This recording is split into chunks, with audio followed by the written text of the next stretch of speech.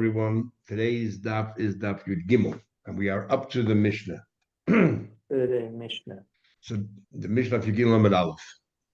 So basically, everything we learned in the Masechta so far is karbonas. You have to have the right kavanas in mind. We learned four different avodas that are critical for a carbon. One is the shchita, the shechting. One is the kabbalah, the receiving of the blood, and then the halacha, transporting the blood to the mizbeach, and then there is the sprinkling of the blood. And we said therefore that if you have the wrong carbon in mind, most carbonas, the carbon is still a kosher carbon, just you haven't fulfilled your obligation. But when it comes to a carbon chatas and a carbon pesach bizmane, during the window that you have to bring carbon pesach, animals actually puzzle. Then we also learned that if you have the wrong person in mind, but the relationship of a person with a carbon is only the sprinkling of the carbon, because that's the kapara, that's what the mitzvah for that person is. So therefore, when it comes to shinui bailim, it's talking about that you have to have in mind that the zrika will be for a different person. If you had in mind any of the other three avodas, the shechting should be for another person, or the kabbalah, or the halacha, it's meaningless. It's only if you had in mind that the zrika should be for another person, it passes the animal. That's called shinui bailim. So now we're up to the next Mishnah. And then we had a few other opinions regarding an Osham, whether that's also included or not. Says the Mishnah, HaPesach v'Hachata, so these two karbanas that we just highlighted, Sheshachnu Shalai Lishman, if you shechted it, having the wrong carbon in mind, and we learned before that it's possible, it doesn't matter which of the four critical stages he had that in mind, it ruins the carbon. So kibble, but then he says further, kibble, let's say you received the blood, or v'halach, or you transported the blood, or v'zorak, or you sprinkled the blood. Shalai Lishman, if any of these activities you did sheshachtan or kibble, all of these, you did it shalai Lishman, it ruins the carbon. What about, and we had it before as well, what about lishman ushalai lishman? That means one of these avodas you had the right thought in mind, and the other one you had the wrong thought in mind, or in that order. Ushalai lishman lishman, all the way around. First you had the wrong thought in mind, the shchita you had the wrong thought in mind, but the kabbalah you had the right one. Psulin it is possible, and the Mishnah actually spells it out. Keitzad lishman ushalai lishman. What will be an example of that? So, for example, lishman means l'shem Pesach. It was Erev Pesach. He had in mind that this animal for Pesach, and then suddenly you had in mind. Now we're talking about here not two separate avodas that we said before. One of the avodas you had the wrong thought in mind. It's possible, which means all the other avodas you had the right thought in mind. We're talking about within one avodah. Within one, let's see, during the shechita, the beginning of the shechita, you had in mind this should be a carbon pesach, correct? And then later on in the shechita itself, you change your mind. Now you want it to be a shlamim. That passes the carbon. Or l'shem shlamim. So right, the first thing with pesach was lishman, and shalai lishman is shlem shlamim. All the way around. Shalai lishman or lishman. For example, first you start out shechting or receiving the blood, thinking l'shem shlamim, which is the wrong one. And then you turned it into Shem Pesach. I don't care which order it is, it's possible, even within the same Avodah. And the Mishnah really spells it out here, because the carbon is possible four different ways, either through the Shchita, either through the Kabbalah, or the Hiluch, the transporting it, or the Zikah, or the sprinkling it. However, Rab Shimon disagrees on one of the Avodas. He said one of the Avodas are not critical. What do you mean they're not critical? The Hiluch. What happens if you shech the carbon standing right next to the mizbech? Then there's no hiluch, and the carbon is not kosher. Of course, it's kosher. So even if you're standing far away, distant from the mizbech, and you're walking to the mizbech and transporting it, since it's not a necessary avodah, that avodah doesn't count. In the sense that if you had machshav of loy lishmoy during halacha, it doesn't matter. So Rab Shimon machshav bihiluch. He says when it comes to hiluch, it's all right. Why? It's impossible without shechting. It's impossible with kabbalah. You have to receive the blood in a keli. You have to sprinkle the blood. You don't have to necessarily transport the blood. For example, you're standing right next to the mizbech, you shecht it, then sprinkle the blood. Comes along Rabbi Elazar, his son, Rabbi Elazar ben Shimon, where it actually learns. Rabbi Elazar says, later on, it sounds like from the Mishnah, at least prima facie, that he is making sort of a compromise between his father and the Tanakhama, and goes as follows. We'll see you'll see in the end of the Perek how the Gemara actually learns what he said. I think he actually agrees with Tanakama. But this is how we'll learn now. Rabbi Lezer Ayman, Hamahalach, it depends. If the Mokum should tzadar lahalach, if you happen to be far away from his bayach, so you have to do the halacha, then it's avoided. You need it. So if you have the wrong machshava, it ruins it. Machshava peselas. But the Mokum she'eino tzadar lahalach. But if you're standing in a place that you don't have to walk, for example, you're standing next to the mizbeach and you don't have to walk, then ain't machshava peselas. Then machshava at that stage doesn't pass because you don't need it. Says the Gemara, now the Gemara analyze all this. Says the Gemara, the Kabbalah mi pasla.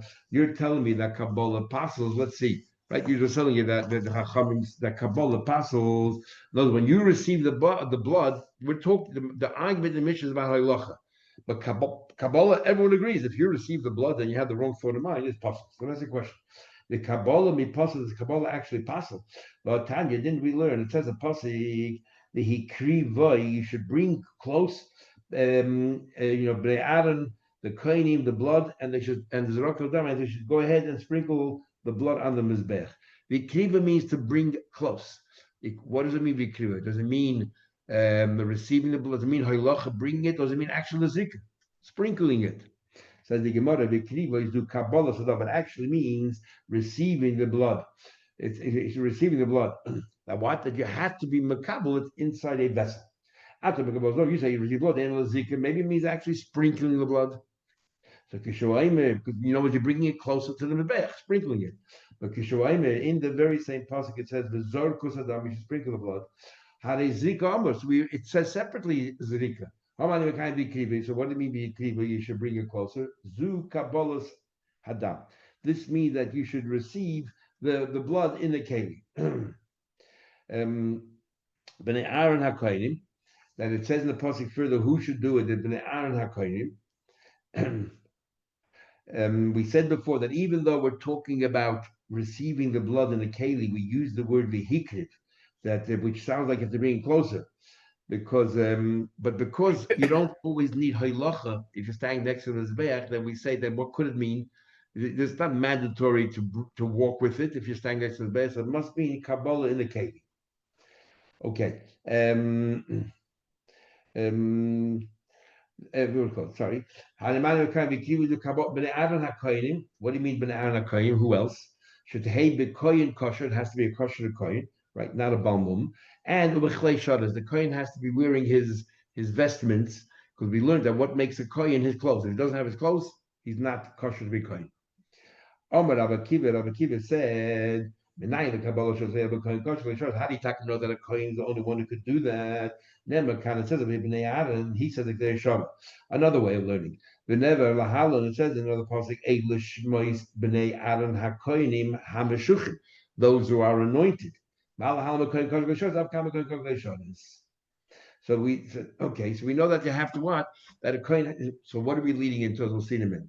Omer Reb Tarfon. So Reb Tarfon continues the discussion. We'll soon see what our question is. Reb Tarfon continues the discussion. He says, and he had a habit of saying this. He had a terrible temper, and he said, "Kapech has bonai. I should bury my children. Im loisha mighty. If I didn't hear once being said, lahafkin to distinguish hefresh, the difference between Kabbalah and Zrika. Even though Kabbalah, receiving the blood, is an avodah, sprinkling the blood is avodah, but I heard there's a difference between the two, and I can't remember what it was. I don't remember. Amar Rabbi Kiva said, I wasn't there in the conversation. I'm not privy, but I can tell you what I think it is. Ani efarish. I will explain. Kabbalah, when it comes to receiving the blood, loi asa bo machshava kemaisa. When it comes to receiving the blood, machshava is not like maisa. In other words, what's Rabbi Kiva saying? It sounds like he's saying here that if you thought when you received the blood to have the wrong carbon in mind, it doesn't pass on the carbon. So we're asking a question. We just learned in the Mishnah that Kabbalah, if you have Shaloi Lishma, it's possible. Rabbi Kiva clearly says, and Rabbi Tarfon will agree, as we'll see in a minute, that Kabbalah, and you had in mind Shaloi Lishma, but Kabbalah does not ruin the carbon. Machshava does not ruin the carbon. On the other hand, by Zrika, if you sprinkle the blood and you had the wrong thoughts in mind, it does ruin it. Zrika also is number one. Another difference is kibul b'chutz. If you receive the blood outside of the base of Mikdash, ain't a chayiv kares. you don't get kares for that. But zarka b'chutz, if you sprinkle it outside, that's called shchuti chutz, shechting or sprinkling, and onush kares, you will get kares. Another difference. Difference number 2. Difference number 3. Kiblu psulim. What about, let's say, Yisro received the blood, or a kohen was intoxicated? Ain't chayavin olav. You don't get killed for it, even though you only get killed for the avodah that are complete, that which is like zrika. But Zarku psulin chayavla. But if a Yisro goes ahead, or a drunken kohen who was inebriated goes ahead and sprinkles the blood, they are chayiv. So what do we say? Amalei Tafra said to Rabbi Kiva, "Who avoid I can swear. Imetis yimina smile. You didn't deviate right or left. No, what you said is so accurate. Anisha mighty. I heard it, and I can't remember what it is. Atodoidish umaskin l'shmu. You didn't hear, but you came up with it on your own, and you agreed with what I heard." The lashon is Amalei. Then Rabbi Tafra commended his Talmud Rabbi Kiva, who later became a chaver. Kol hapoidish mincha. Anybody who separates themselves from you as if they walk away from their life. Bottom line, what's our question? We learned in the Mishnah that you had Lo Lishma in mind by Kabbalah. It's possible, any one of the 4 avodas. Here, Rabbi Kiva clearly said that Bachshav is not like Maisa when it comes to Kabbalah. If you had the wrong thought in mind by Kabbalah, it doesn't matter. Omar Rabba says, Rabba, we're not talking about the same thing. What psul is our Mishnah talking about? You had in mind the wrong carbon. Shaloi Lishma. Our Mishnah says that during the Kabbalah, you had in mind that receiving the blood for a shlamim when really it's a Pesach or whatever, it's a wrong carbon. That's the problem. So if it was a Pesach, you had in mind a shlamim, it passes it. But Rabbi Kiva is talking about pigul. And by pigul, if you had in mind by Kabbalah, pigul, there's no pigul there. Because pigul is only, as we said before, to do with eating. Eating is either the person eating the wrong time, having in mind the wrong date, or the mizbeach eating. The mizbeach eating starts the process of sprinkling the blood or putting the limbs on the mizbeach, but not the Kabbalah. That has nothing to do with eating. So Rabbi Kiva is a pigul. Amar lekasha. Kan b'machshava is pigul. Here we're talking about pigul, and kan b'machshava is shaloi lishmo. And our Mishnah talking about lo lishmo. And I'll prove it to you. Take it now. The Tani it says shahazevach nifsel. What does our Mishnah say? What happens to the carbon? It is possible. If our Mishnah will be talking about pigul, the correct wording would have been Glutani mispagul. It would have said, what's it? It's nispagul, it became pogul, which means if you eat it, you'll get kadas, even if you ate it within the right time. Shema Minos, our Mishnah. We're talking about 2 different dinim. That's pigul, and pigul does not happen during Akrava. We're talking about Shinui Shmoi. So we're about 7 lines on the bottom of the page. The Gemara continues. Are you telling me so now you're telling me that Rabbi Kiva is saying that if you had a thought of pigul during the Kabbalah, nothing happens. That's what you're saying. That's what the Brisa says. Let me ask you, we have another Brisa that seems to contradict that. But Tanya, we learned, I would have thought the Machshav only runes when it comes to Zrika, when it comes to sprinkling. How do you know that what? It includes Osa, Shechting, and Kabbalah. So it's clearly here. How do I know that pigul also applies to Kabbalah? Tamalaymed, it says in Pasuk, V'him hey ochel, ye ochel. It talks about a carbon shlamim there. It says, if eat, you will eat, a double eating, mipsar zevach shlamim, from the meat of the zevach shlamim on the 3rd day.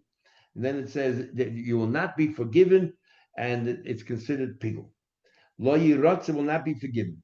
So we're talking about over here, things to do with food.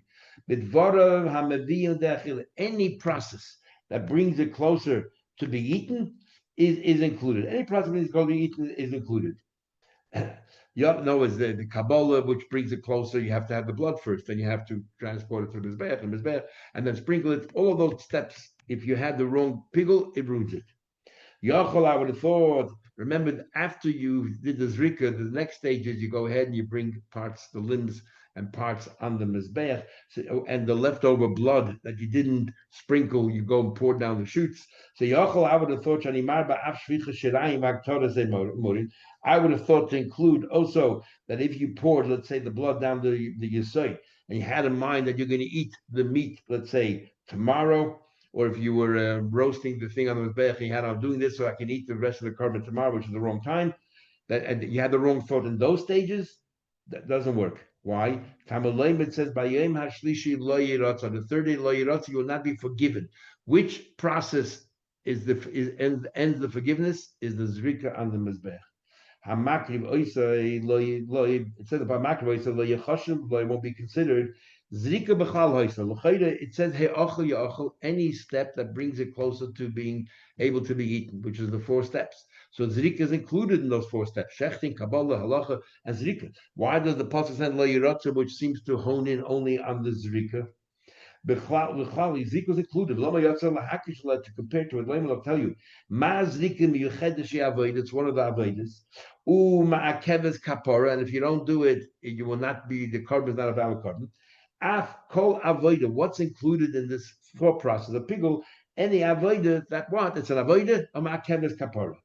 Yotze, therefore, the exception would be shvicha shirayim, if at the leftover blood is not ma'akev at all, if you don't have any leftover blood, or if your keli poured out, doesn't matter, or haktodas emurin, or roasting on the mizbeach, the fat she'ei ma'akev kapara, that does not hold back the kapara.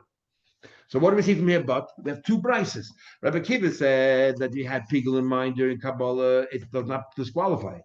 Here, the Braisa clearly says any step that brings it closer to eating, if you had the wrong thought in mind, pigul, it does disqualify. So what's going on here?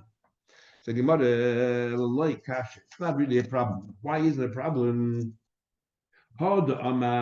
Here it says, Hareini shoichet amanas lekabel dama lemoch. If he says here, I'm going to shecht in order to be mekabel the blood tomorrow, and hodam hareini mekabel dam alifur shirayim lemochem. It depends is that if he says I'm this, that we say that it does disqualify if he had the wrong thoughts. If he says I'm doing any of the avodas on the condition that I am going to pour the rest of the blood tomorrow. So another, and that's food that goes to the mizbech during one of the avodas. You had in mind, during one of the avodas, if you had in mind that you are going to pour the rest of the blood of mizbeach or the limbs, which these are food for the mizbeach. So the food you mafagel, you had the wrong time in mind. You said I'm going to put it on the mizbeach tomorrow or the day after, which is wrong. So then we say that it's pigul. But if he says hodam hareini mekabel dama, this we said before, that I'm mekabel the blood, I'm menas lishpach shirayim lemacher, I'm going to mekabel the blood in order to be shreifach shirayim tomorrow. That is not achil at all. It was not the process of achil, and therefore it doesn't disqualify at all. Why? It's not a machshava during the avodah. Says the Gemara, you're telling me. So you're telling me that what? That shvichas shirayim and haktaras emurim is not possible machshava. You just said that. That if the leftover shirayim you had a machshava, I'm shechting in order that right. So we said before I'm during the pouring of the blood. You say, oh, I'm pouring the blood on the mizbech, and I have in mind that I am going to roast the fats on the mizbech the following day. Since that stage is not one of the 4 avodas, it doesn't ruin it. That's what it says. So let possible machshava. But now we learned in the Mishnah later on. Yachal, I would have thought like to hey machshava me'elas elabachil basar. I would have thought that machshava does not ruin it only while you're eating the meat. How do I know to include, let's say, pouring the shirayim or aktaris emurim, that it does get included? Talmud Loimer, how do I know that a machshava does ruin it if I had the wrong dates in mind? Talmud Loimer,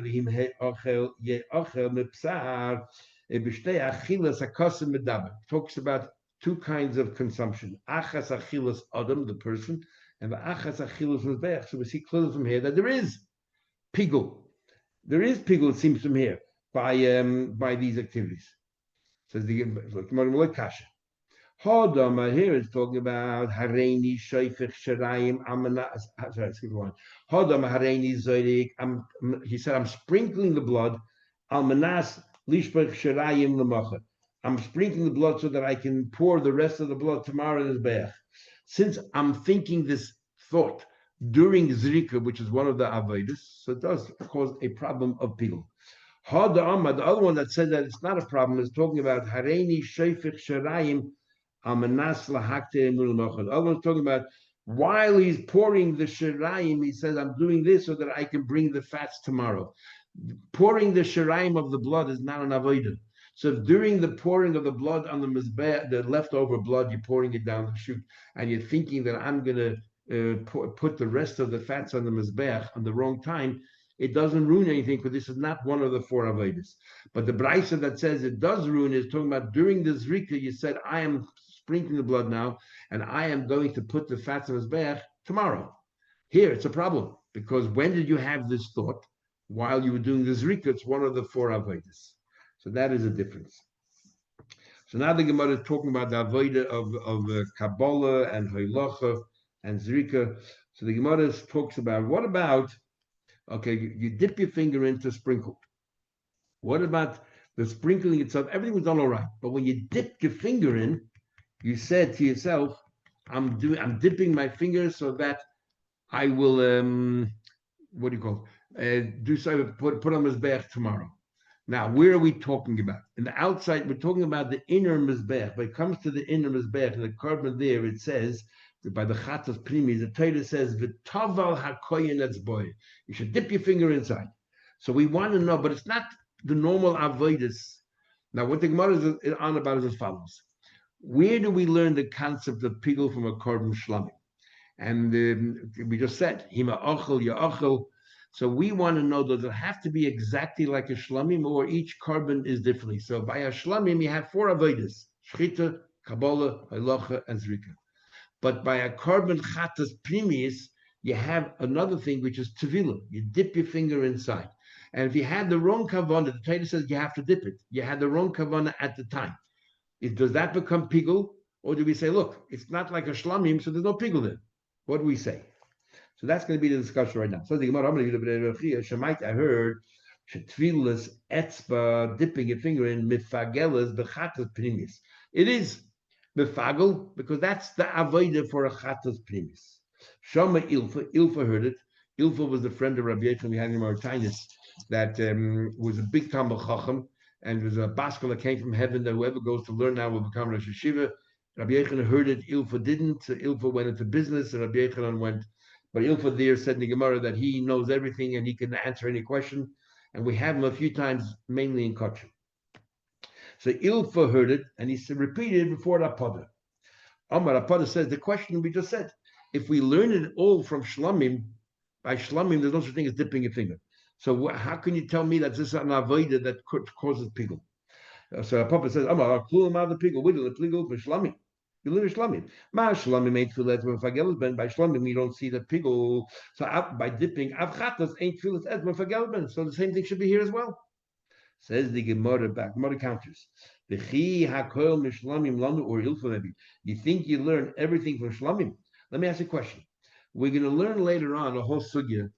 If you, let's say, had the wrong thought in mind, pigul, you thought that you can eat in the wrong time, and then the next stage you did something else to the carbon that disqualified the carbon.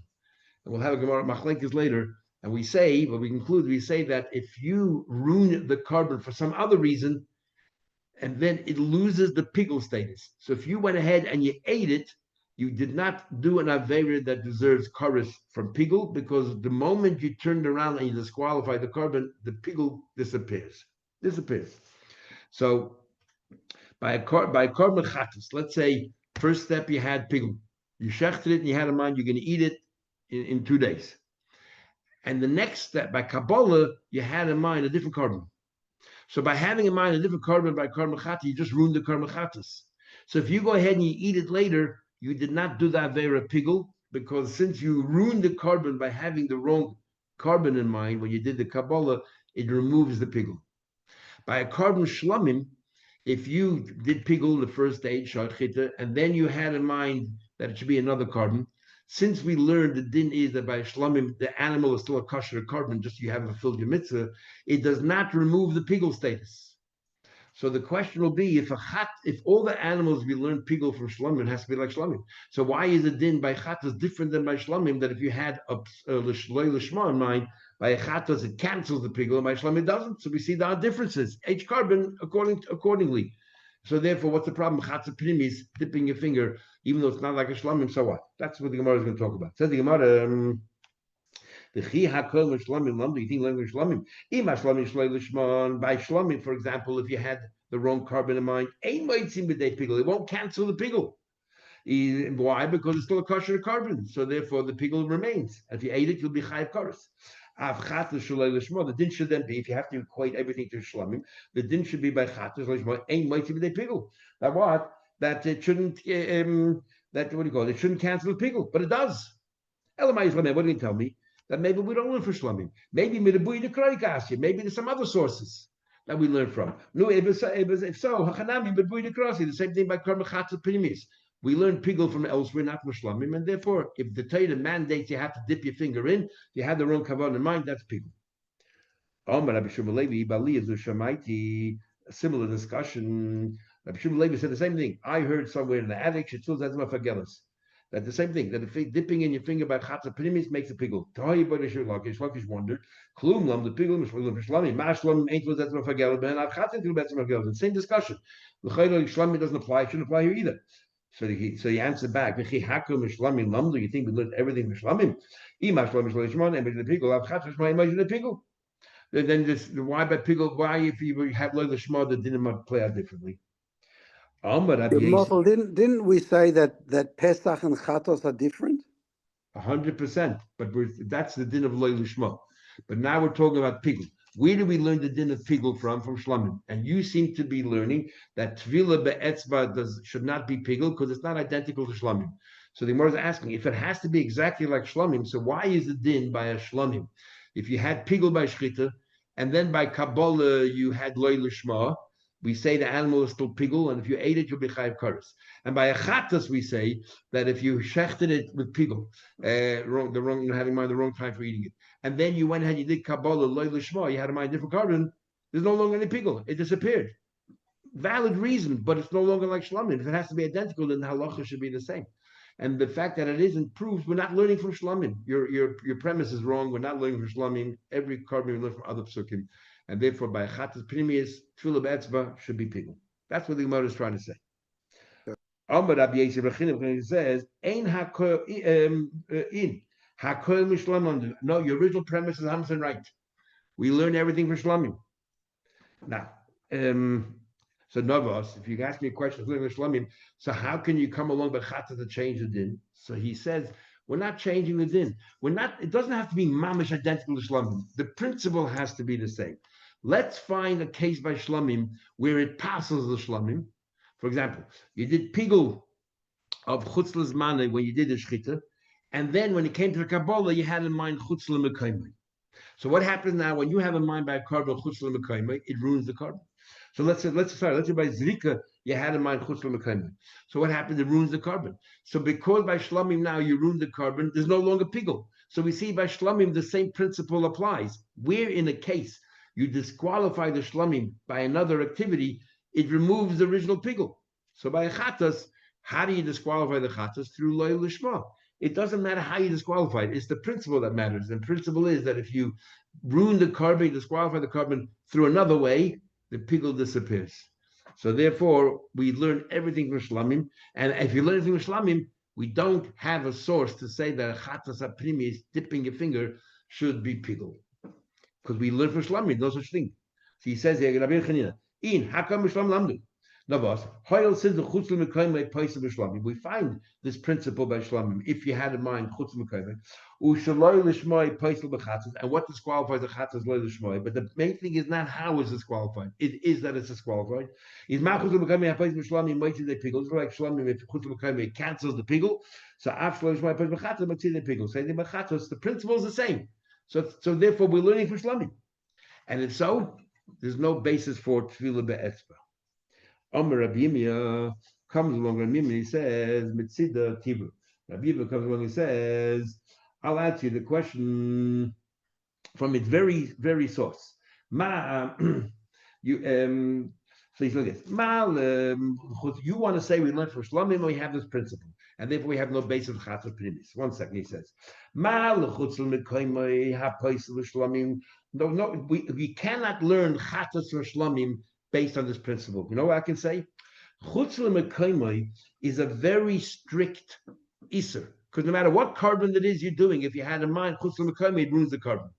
Okay, so it takes away the pigul. When it comes to a carbon chatzas, what's the psul by carbon chatzas that we're talking about? Loy l'shmoy. That's only limited to 2 karbanos, carbon pesach and carbon chatzas, nowhere else. So it's a much weaker iser. So who says that it cancels? If you're learning from shlamim, you can't learn from shlamim unless you're learning from another source, not from shlamim.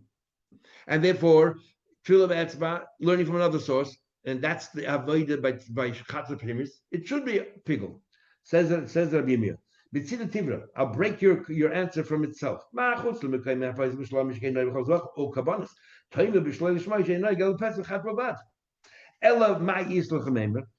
are you going to say? This is the rule. And if we expand the rule a little bit, it'll make sense, but then maybe we can include tefillah be'etzba. It goes as follows. Davar ha'poisel behen. Anything which disqualifies them. Moitziin b'dei pigul. Anything which disqualifies the carbon will cancel the pigul. And davar hama'akid behen. And anything which is essential for that particular behemoth is mevil de pigul, brings it to pigul. So now we look at chatzah primis. Is hachinami, so too over here. Davar hapoisel b'moitz de pigul. Over here also a chatzah, something with pasels takes out pigul. So loylish my pasels, it cancels the pigul. But davar hama'akid mevil de pigul. Something which is essential will bring it to pigul. So a chatzah primis, what's essential? Dipping your finger. So it does bring you to pigul. Ramadi said, in fact, I'll bring another raya support, which Gemara will say the raya is not going to be a strong raya. This is the rule.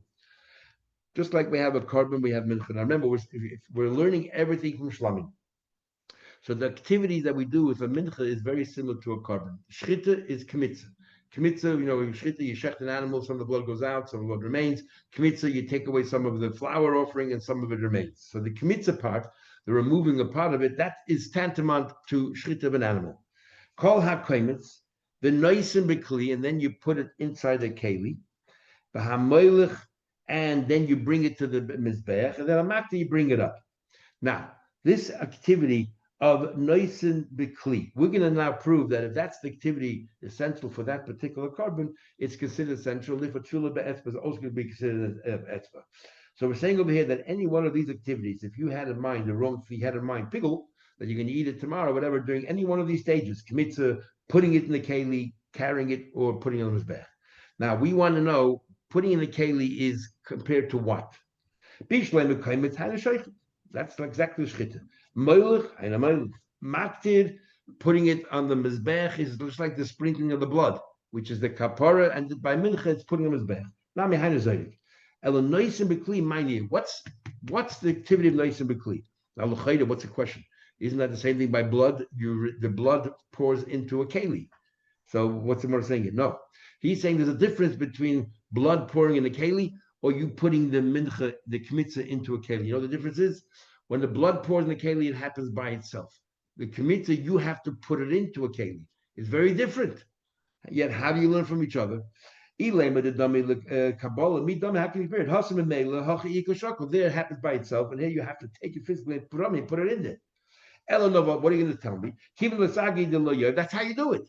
Even though it's different than by a carbon shlavim, but that's how you do it. You don't let the blood pour on its own. Here, you take the mincha and you place in there. If that's the way, that's how it's done in this particular carbon, that's the avodah. So therefore, I'll conclude, by chatzah primis, you have to go ahead and dip your finger. That's halacha. And therefore, that's pigul. Says the Gemara says, you might be right, like we said before, that it's a halacha, but this is not a raya. Why? Because maybe there's no difference between Kabbalah of blood or Kabbalah of the mincha. What do you mean? But this by itself and this you place in there. Says the Gemara, so what? I'll say that this is tantamount to Kabbalah. You told me here they have to by itself, and here you have to go physically take it, the yom, and place it inside. Because both of them, it falls into the keli. Who cares? Why should there be a difference whether it happens by itself or you put it in there?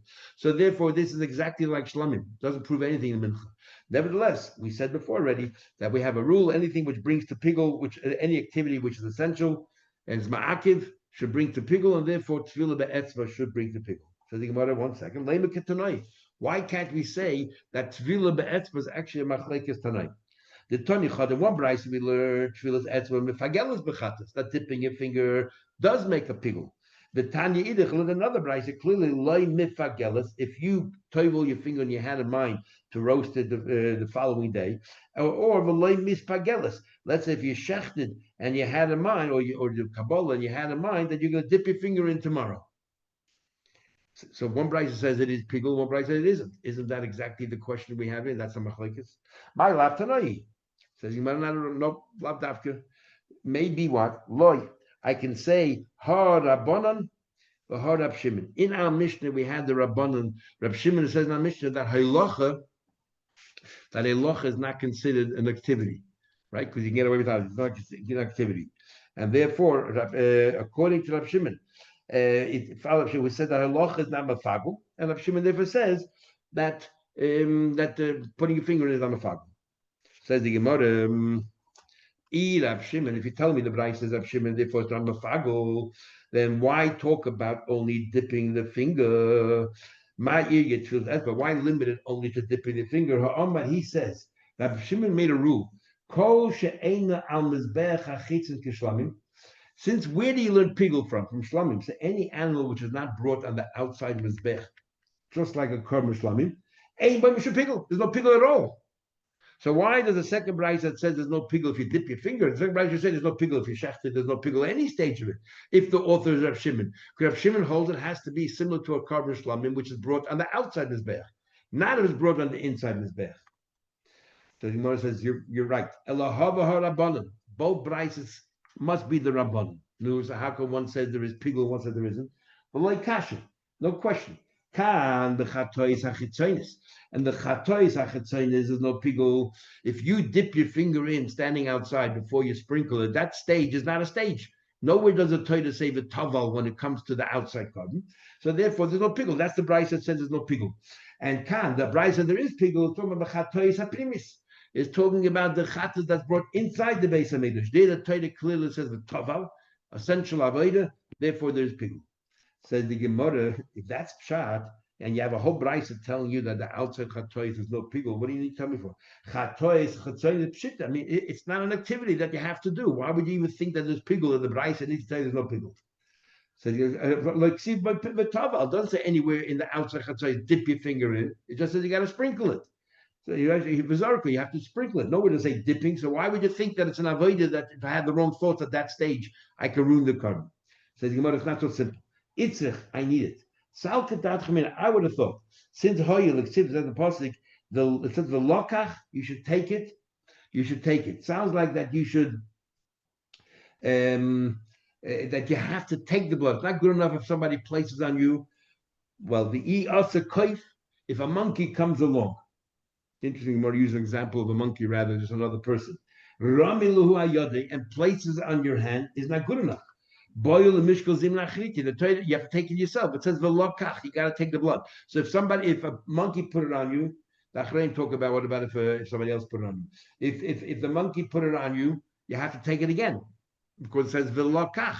So maybe, even though the Torah used the word v'lokach, maybe means we want you to dip your finger inside. So l'chayda, it's an essential avodah. Command the cause of a double dab. As the Torah is saying, dip your finger in. I want you to take the blood, right? How do you take the blood? By dipping, because the karma chatas, you got to put your finger in and you got to sprinkle it. So as if the Torah is saying, this is part of the sprinkling. Put your finger inside. Kamash Milan. Therefore, the Torah does not use the word v'tava, even though the Torah used it for chatas apinius to tell you l'hachi like see v'tava mashma hachi mashma hachi. On the one hand, is telling you two things. One hand, you need to take it yourself. We don't want a monkey putting it on your hand. But on the other hand, the avodah of zrika does not begin by dipping your finger. It only begins when you start sprinkling against the mizbeach. And during the dipping, if you had the wrong thought of mind, it doesn't count.